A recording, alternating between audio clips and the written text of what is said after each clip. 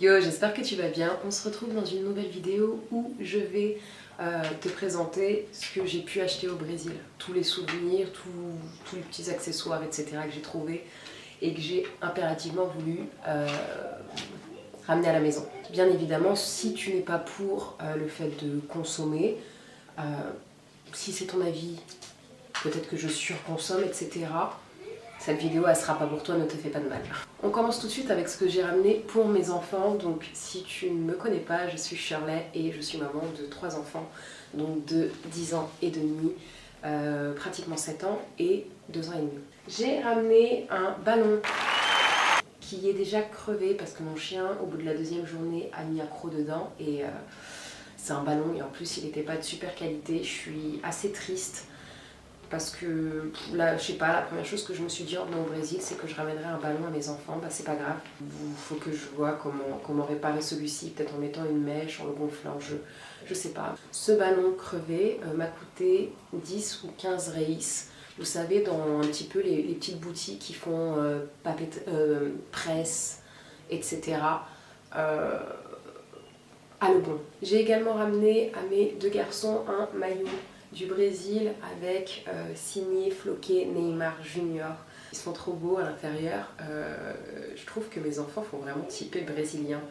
Après le Brésil, c'est tellement de métissage, etc. Enfin bref, j'adore. Ce maillot m'a coûté peut-être 20 reis à Uruguayana. J'ai également ramené pour ma grande, pour ma fille, elle collectionne en fait les globes comme celui-ci. Du coup j'ai croisé énormément de globes avec le Corcovado, etc. à l'intérieur, le Christ rédempteur, magnifique. Et je me suis dit j'attends de trouver un peu moins cher, histoire de comparer les prix.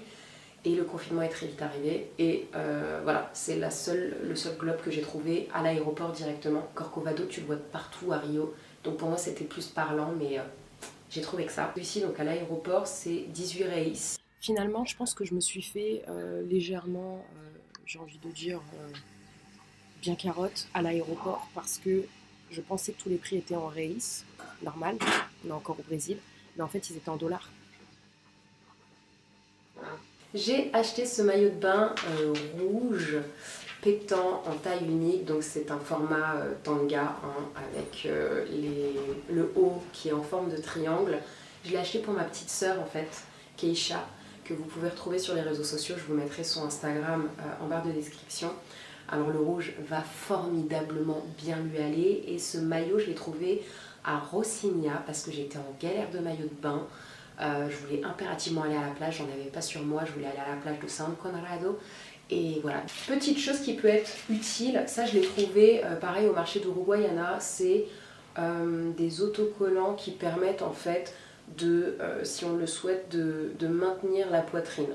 Voilà, j'ai certains hauts qui sont vraiment avec dos nu et c'est plus joli à mes yeux avec ceci, juste pour remonter un petit peu la poitrine et qu'elle ne tombe pas vers le bas. Alors j'ai pas spécialement de poitrine donc voilà, c'est pas le souci, mais j'ai la poitrine qui est un petit peu relâchée donc c'est un petit peu pratique. C'est des autocollants comme cela et ouais, ça pourrait être utile. C'est bien d'avoir des trucs comme ça, je trouve. J'ai payé ces petites choses, donc adaptées au bonnet ABCD. Ouais, ABCD. Il y en a 10 à l'intérieur, j'ai payé ça 6 reis. J'ai trouvé dans une pharmacie à Leblon ce peigne que j'ai trouvé, mais d'une beauté incroyable, qui est fait avec du bois d'une forêt éco-responsable. Dessus vous avez une gravure, donc j'imagine soit une femme africaine, soit une femme brésilienne. Et au marché de Gloria qui est normalement tous les samedis matins, ou tous les dimanches matin. Vous avez énormément de créateurs, que ce soit de mode. J'ai pris 2 serre-têtes, dont un qui m'a déjà été piqué par ma fille, donc c'est des petits serre-têtes comme celui-ci, Cyralmette, qui sont faits à la main et qui coûtaient vraiment rien et qui sont très très beaux. Il y avait énormément de tissus, j'avais envie de tout acheter. Au marché de Lapa, le marché de Lapa, c'est le grand marché qui est animé une fois par mois. C'est vraiment the marché des créateurs, etc. Mais je me suis rendu compte qu'il n'y avait pas que des créateurs, il y avait aussi des personnes qui importent et qui vendent, comme dans tous les marchés. J'avais très envie d'un bob, donc je suis tombée sur celui-ci qui est réversible. Voilà, qui est réversible et que je trouvais vraiment très beau et que je me vois bien mettre en fait quand j'ai des vanilles ou des nattes. Donc on a celui-ci et celui-là, qui, moi je trouve, fait beaucoup plus hip-hop. Il est en velours et ça me fait penser du coup au bob que ma mère pouvait porter de la marque Kangol. Au marché de Lapa, je suis tombée sur deux créatrices donc de la marque Lulipanema au marché de Lapa, donc le marché qui a lieu une fois par mois. Et en fait, je me suis acheté ce collier-là avec une graine de café ou un coquillage, ça dépend de ce que vous voyez. Je trouve très beau et en fait qui se porte au ras le cou. Je sais plus pour combien je l'ai acheté, il me semble 50 reis. 50 reis, ça fait 10 €. Lorsque je suis allée à Paraty, on est tombé dans une boutique d'une créatrice, et à Paraty par contre il y a pas mal de créateurs, etc. qui faisaient plein de bijoux avec de la pâte Fimo. Je ne sais pas si vous savez ce que c'est la pâte Fimo, vous pouvez regarder sur Google. Elle a mis avec des petites rondelles de pâte Fimo d'une couleur que j'aime beaucoup.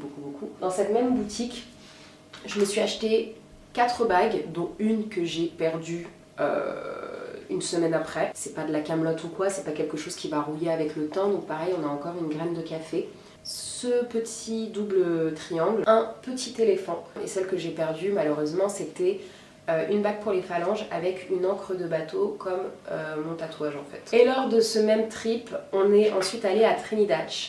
Et là, j'ai pris un bracelet à un vendeur sur la plage. Un petit bracelet pareil qui est fait main avec un petit coquillage. Je sais pas comment il s'appelle ce coquillage qui ressemble à une graine de café. Des petites perles et voilà, fait main, etc. Ça pareil, c'est pour ma petite sœur Keisha. Et je me suis pris pour la deuxième fois ce collier ou bracelet de cheville. Ce petit éventail que j'ai eu, qui était gratuit à disposition, lorsque je suis allée dans le centre de Rio, dans le quartier de Lapa, si je dis pas de bêtises, il y avait une soirée en fait de forró, qui est une danse brésilienne de couple, et je l'ai trouvé juste merveilleux. Et en plus, au dos, vous avez plein d'informations, etc.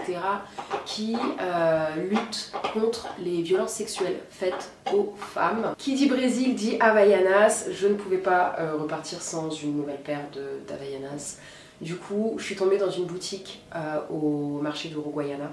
Et en fait, je suis tombée sur celle-ci que je trouve magnifique. Elles font mi-claquette, mi-tong.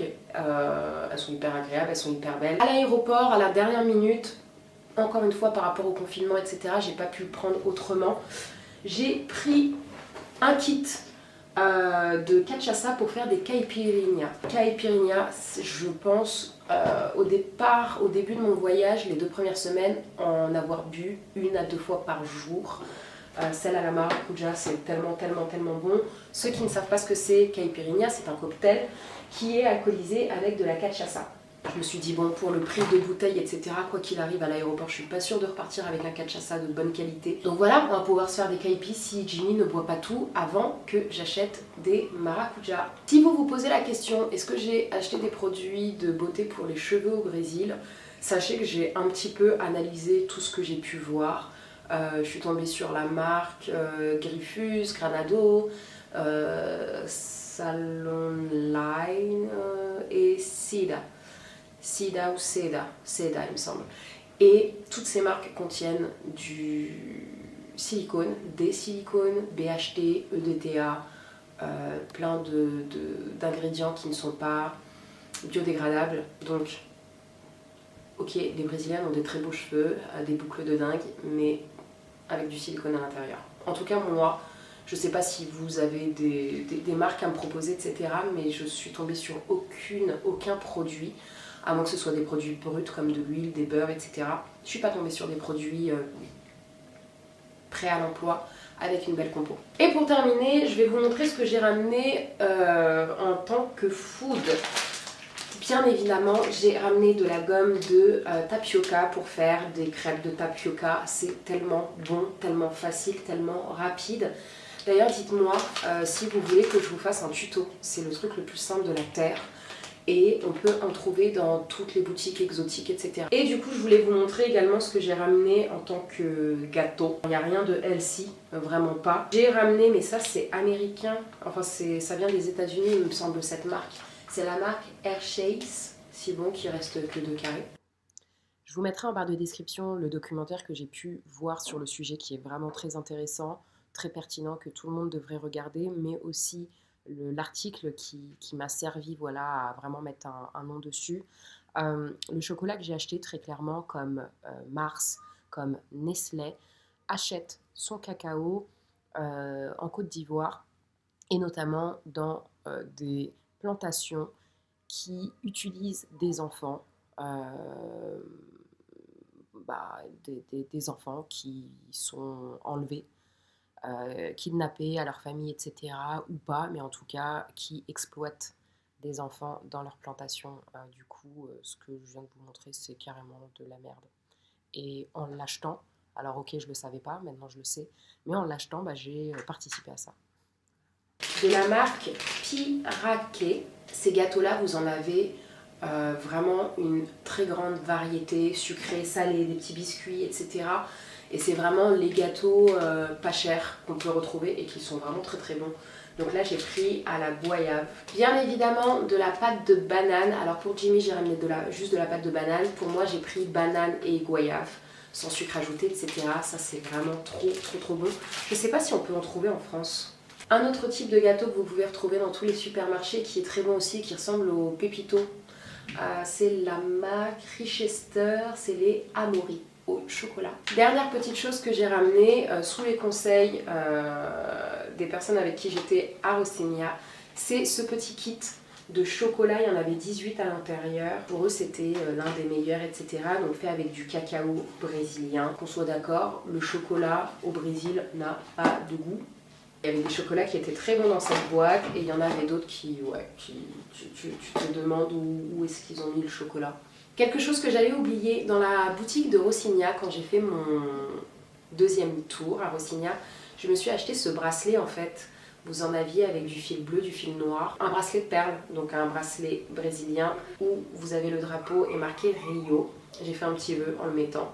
Et ce bracelet-ci, en fait, on l'a eu dans la boutique de Fimo, là où j'ai acheté mes bagues et mes boucles d'oreilles. Et en fait, la créatrice nous a offert, on était 3, un bracelet chacune. Et du coup, on a dit que c'était un genre de bracelet de l'amitié, bracelet de ce trip à Trinidad chez Paraty. Et pareil, on peut voir en fait ce petit bracelet, le petit bout de pâte Fimo, c'est le drapeau du Brésil. La dernière des dernières choses, je me suis donc fait tatouer au Brésil. Le jour, la veille, avant la quarantaine, je me suis fait tatouer sur les majeurs de chacune de mes mains. Donc sur ma main gauche, je me suis fait tatouer le signe astrologique du lion. C'est mon signe astrologique et celui de mon dernier.